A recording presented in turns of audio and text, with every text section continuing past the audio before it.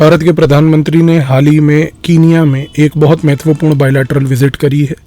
भारत के लिए अफ्रीका और अफ्रीका में कीनिया इस समय भारत की ओवरऑल डिप्लोमेसी और कूटनीति के लिए क्या रिलेवेंस रखता है, आज के इस वीडियो में हम इसी चीज़ को जानने की कोशिश करेंगे। अगर पूरे वीडियो के एनालिसिस को मैं एक शब्द में बोलूं कि भारत की जो विजिट हुई कीनिया में, अगर उसको समराइज किया जाए तो उसका रीज़न है चाइना। हमें सबसे पहले ये समझना है कि चाइना की रणनीति अफ्रीका को लेके क्या है। उसको समझने के लिए आप एक पॉइंट को याद रखिए कि 1950 और 60 के दशक में जब अफ्रीका में डीकोलोनाइजेशन हो रहा था, उस डीकोलोनाइजेशन के दौरान अमेरिका ने अपना प्रभाव अफ्रीका में बनाया और प्रभाव उसने इस प्रकार का बनाया कि वहाँ पर तानाशाह लीडरों को प्रमोट किया। अमेरिका ने तानाशाह और डिक्टेटर्स को प्रमोट इसलिए किया क्योंकि उसको ये बात समझ आई कि यदि एक तानाशाह और डिक्टेटर वहाँ पे रहेगा तो उस देश से हम वहाँ के जो रिसोर्सेज हैं उसको लूट लेंगे।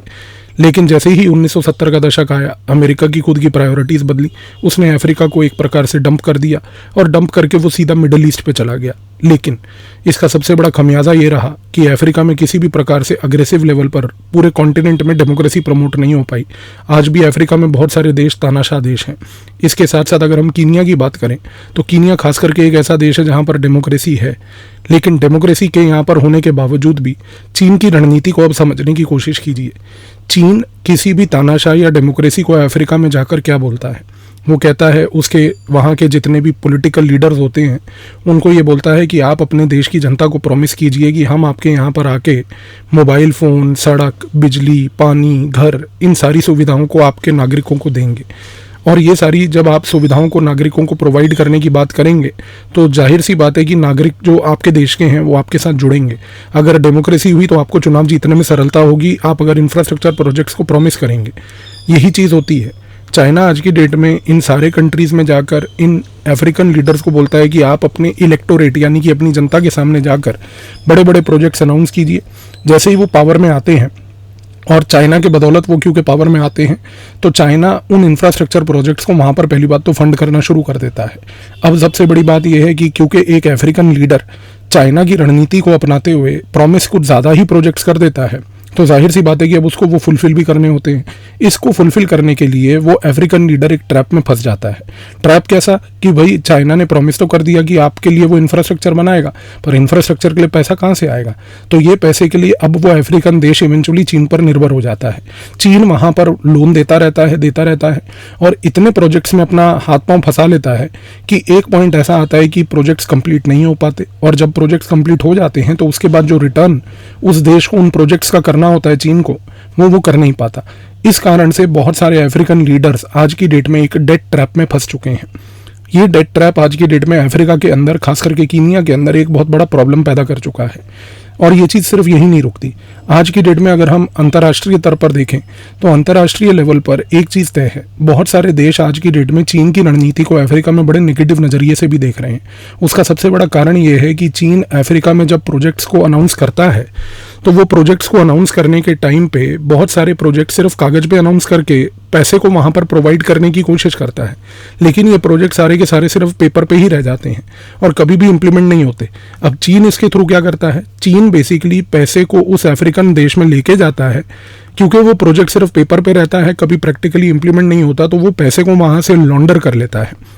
आज की डेट में बहुत सारी रिसर्चेज आ चुकी हैं जिसमें ये बात प्रूव हो रही है कि चीन जो है ग्रेजुअली अफ्रीका को एक अपना मनी लॉन्ड्रिंग हब बना के देख रहा है। अमेरिका ने वेटिकन सिटी, लंदन और हांगकांग का प्रयोग करके इन डेस्टिनेशंस के तहत ग्लोबल लेवल पर मनी लॉन्ड्रिंग की थी, जो आज की डेट में चीन एक अफ्रीका के कॉन्टिनेंटल लेवल पर देख रहा है। इससे अफ्रीकन देश के ऊपर बहुत सारा दबाव पड़ता है, अफ्रीकन पॉलिटिकल लीडर्स के ऊपर दबाव पड़ता है, जो कि चीज़ आज की डेट में अफ्रीकन लीडर्स बिल्कुल पसंद नहीं कर पा रहे। इसके बाद तीसरी महत्वपूर्ण चीज़ को समझिए। जब चाइना कोई प्रोजेक्ट को अफ्रीका में कमिट करता है तो वो अफ्रीका में जाकर उस देश में उस प्रोजेक्ट को एग्जीक्यूट करने के लिए लेबर भी अपनी चाइना से लेके जाता है।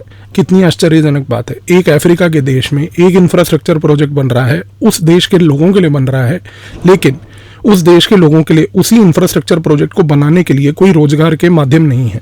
चीन अपनी लेबर लेके जाता है, अपनी प्लांट एंड मशीनरी लेके जाता है, इंफ्रास्ट्रक्चर भी वो अपने लिए उस प्रकार का बनाता है जिससे कि सिर्फ और सिर्फ उसी को फ़ायदा हो कि उस देश के रिसोर्सेज को वो एक्सट्रैक्ट करके, एक्सप्लॉइट करके फटाफट बाहर ले जाए। ये कहना गलत नहीं होगा कि चीन का ग्रेजुअल परसेप्शन एक न्यू कॉलोनियल पावर की तरह अफ्रीका में देखा जा रहा है। इसके साथ साथ जितने भी चीन के प्रोजेक्ट्स होते हैं ज़्यादातर विकास के कार्य के लेवल के, वो सारे के सारे टॉप डाउन होते हैं। चीन कभी भी किसी नेता से, किसी लोगों से संबंध बनाकर उनकी क्या रिक्वायरमेंट्स है वो नहीं पूछता। वो सीधा प्रोजेक्ट जाकर अनाउंस खुद करता है और वो स्टडी खुद करके जाता है कि आपके देश में ये प्रोजेक्ट की आवश्यकता हमारे हिसाब से है, तो आप ये कीजिए। आप इस पॉइंट को समझिए, क्योंकि इससे ग्रेजुअली अफ्रीका में, कीनिया जैसे खास करके देश में बहुत सारा डिसइंचेंटमेंट पैदा हो रहा है। बहुत सारे अफ्रीकन देश के नागरिक और खास करके जो कीनियंस हैं, अगर हम कीनिया की खास बात करें जहाँ पर चीन बहुत अग्रेसिव लेवल पर इंफ्रास्ट्रक्चर क्रिएट कर रहा है, कीनिया के लोग भी आज की डेट में अफ्रीका के अंदर इस प्रकार की रणनीति से परेशान हैं। इसके साथ साथ ये चीज़ यहीं नहीं रुकती।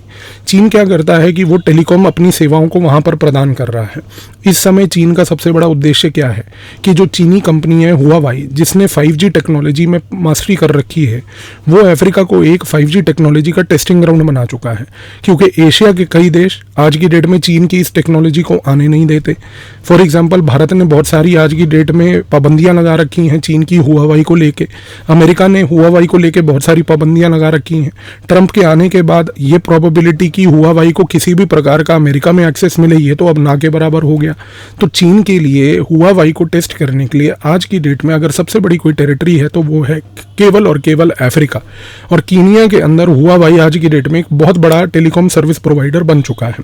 इसके साथ साथ अगर आप देखें तो चीन आज की डेट में जितने भी अफ्रीका के अंदर तानाशाह हैं या फिर वो डेमोक्रेसीज हैं, उन लोगों को वो फ्री फंड में आर्म्स बांटता रहता है। आर्म्स, एमुनिशन, असला, बारूद, बम, गोलियां, ये सब प्रोवाइड करना बिना किसी खातेदारी के, बिना किसी प्रॉपर रिकॉर्ड के।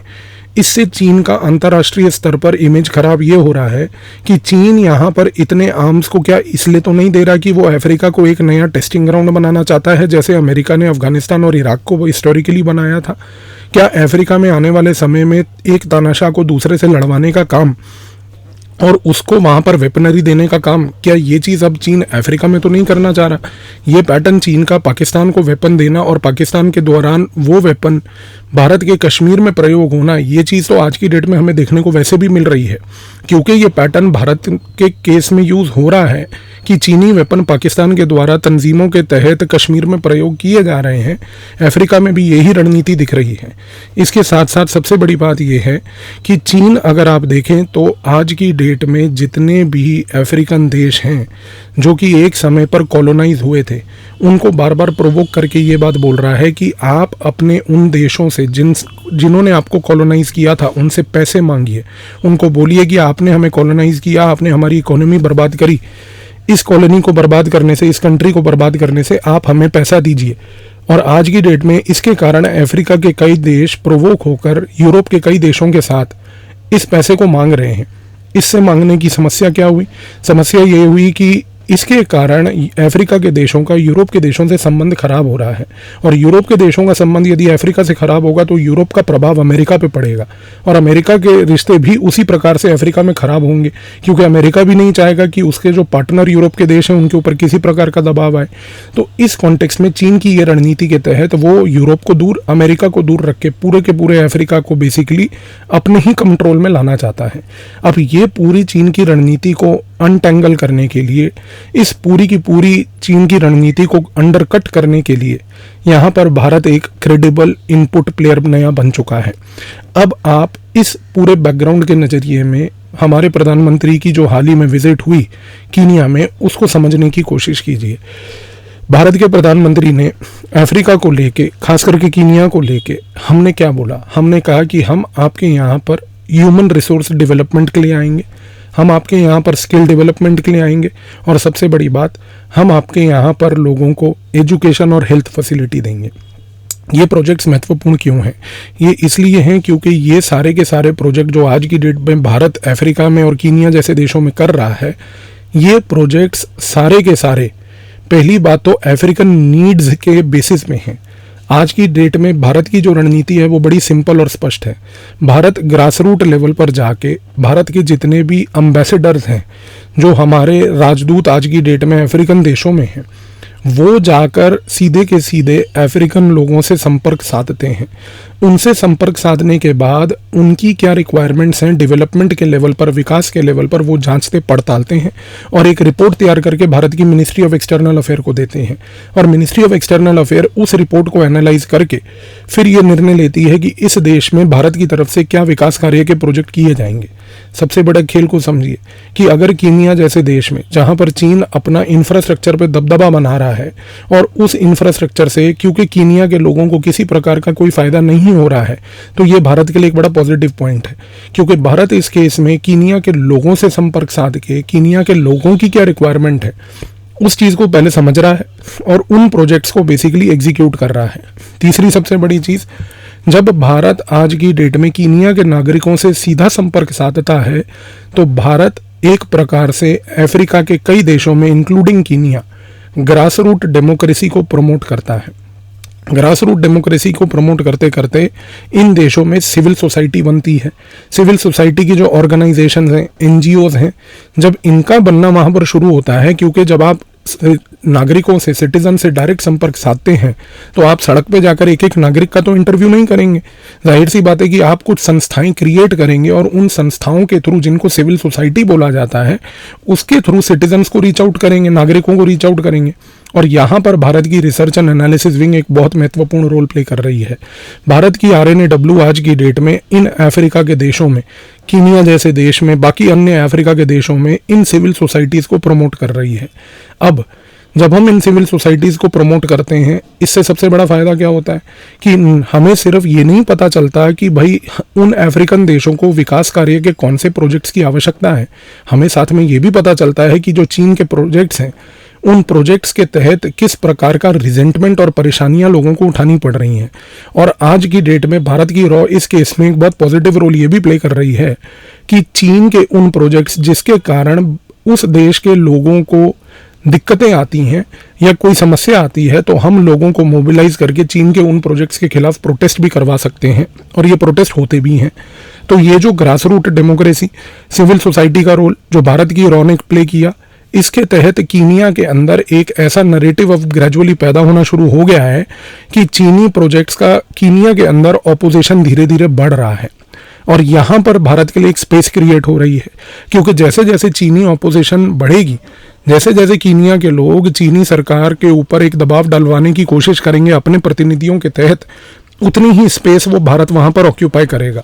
तो भारत की RNAW कीनिया जैसे देश में पिछले लगभग 5 से 9 सालों से एक्टिव है। और ये 5 से 9 सालों का जो पीरियड मैंने आपको बताया, इस पूरे पीरियड में सिविल सोसाइटी का क्रिएशन, NGOs का क्रिएशन इस कारण से भी किया गया क्योंकि कीनिया के पास ही एक देश है जहाँ पर एक सिटी में जिबोती नाम का, जहाँ पर चीन ने बेसिकली अपना एक नेवल बेस बना लिया है। और चीन जिबोती में नेवल बेस बनाने के बाद कीनिया के बहुत प्रोक्सीमेट आ जाता है और पूरे के पूरे अफ्रीका के उस इलाके में चीन का दबदबा बढ़ जाता है।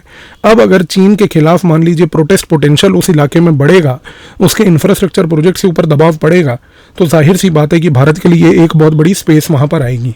साथ साथ भारत ने एक और फ़ायदा उठाया। भारत ने देखा कि चीन ने अगर टेलीकॉम सेवाएं प्रोवाइड की हैं हुआवाई जैसी, तो भारत ने कीनिया जैसे देशों को मोटिवेट किया कि अब आप भारत का UPI पेमेंट आर्किटेक्चर अपनाइए। तो यानी कि चीन जहां पर सिर्फ एक मोबाइल देने में सक्षम रहा, मोबाइल के उस प्रयोग के लिए भारत वहां पर एंटर कर गया और भारत ने UPI सेवाओं को अब प्रदान करने के लिए, प्रोवाइड करने के लिए एक नया इंफ्रास्ट्रक्चर क्रिएट करवा दिया। इसके साथ साथ सबसे बड़ी बात यह है कि डोनाल्ड ट्रंप जो हाल ही में अमेरिका का राष्ट्रपति इलेक्ट हुआ है, उसके लिए चीन को काउंटर करना एक सबसे बड़ा ऑब्जेक्टिव है। इस रीज़न से अगर आप देखें तो डोनाल्ड ट्रंप की प्रीवियस प्रेसिडेंसी में जब वो पहले राष्ट्रपति था अमेरिका का पिछली बार, तो उसने इंडो पैसिफिक के अंदर क्वाड्रिलैटरल सिक्योरिटी डायलॉग बनवाया। उसने एशिया पैसिफिक का नाम बदलकर इंडो पैसिफिक भी किया। आज की डेट में भारत ने एक प्रोएक्टिव रोल लेते हुए, ट्रंप अभी सिर्फ एक इलेक्टेड प्रेसिडेंट हुआ है, उसने अभी कमान संभालना है, उसके कमान संभालने से पहले ही भारत ने इस अफ्रीका की विजिट से कीनिया को ये बात समझा दी है कि हम लॉन्ग रन में चाहते हैं कि इंडो पैसिफिक में आप भी एक महत्वपूर्ण क्रूशल प्लेयर बन के भारत के साथ जुड़ें। इससे अब एक मैसेज ट्रंप को भी इवेंचुअली चला गया कि आने वाले समय में भारत अपनी तरफ से हर एक कोशिश कर रहा है कि वो पूरे के पूरे इंडो पैसिफिक एरिया को इनलार्ज करे, उसको डेमोक्रेटाइज करे और उसमें अन्य देशों को भी जोड़े, जिससे कि चीन को नज़र रखने में और काउंटर करने में भारत को और अमेरिका को और बाकी अन्य देशों को मदद मिल सकती है। तो आज की डेट में ये चीज़ तो तय हो गई कि भारत की रॉ जो बैकग्राउंड में रोल प्ले करती है, आगे जाके फ्रंट लेवल पर जो ministry of external affairs role play करती है, इस सारे के सारे गेम के तहत भारत ने एक मैसेज बहुत महत्वपूर्ण दे दिया है अफ्रीका में कीनिया को कि आप हमारे लिए सिर्फ एक ग्रेट फ्रेंड नहीं बल्कि एक प्रायोरिटी पार्टनर हैं। तो आई होप कि इस वीडियो के बाद आपको कम से कम इस भारत की तरफ से जो अभी हाल ही में ये विजिट कीनिया की हुई, इसका जो पूरा जियोपॉलिटिकल एस्पेक्ट था अब वो ध्यान से क्लियर हो गया होगा और आपको ये समझ आ गया होगा कि कीनिया हमारे लिए और अफ्रीका पर से हमारे लिए कितना महत्वपूर्ण है और भारत की क्या रणनीति इस समय चल रही है। धन्यवाद।